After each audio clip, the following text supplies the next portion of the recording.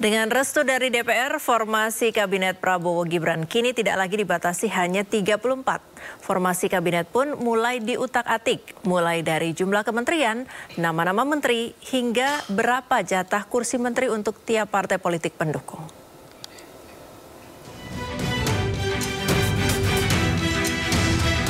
Kabinet pemerintahan baru Prabowo Gibran segera diumumkan setelah pelantikan Presiden dan Wapres pada 20 Oktober 2024. Meski belum final, nama-nama yang akan mengisi posisi di Kabinet Prabowo Gibran makin kencang diperbincangkan. Belum ada nama-nama pasti yang akan mengisi jabatan menteri, namun jumlahnya dikabarkan mencapai 44 kementerian. Jauh lebih banyak dari formasi Kabinet Jokowi saat ini, 34 kementerian. Selain dari kalangan profesional, bukan rahasia kalau kursi menteri juga dibagi-bagi untuk parpol koalisi, terutama untuk ketua umumnya.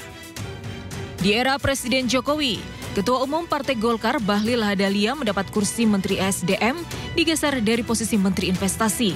Mantan Ketua Umum Golkar Airlangga Hartarto juga ditunjuk jadi Menko Perekonomian. Ketua Umum PAN Zulkifli Hasan ditunjuk jadi Menteri Perdagangan, sementara kursi Menteri Pertahanan diberikan ke Ketua Umum Gerindra Prabowo Subianto.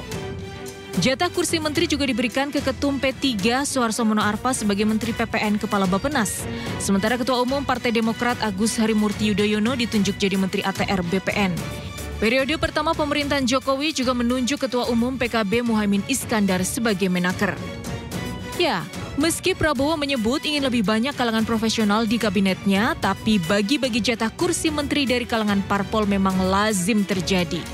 Meski tidak terang-terangan, bukan rahasia, jika parpol koalisi tentu lobi sana-sini untuk mengincar kursi menteri.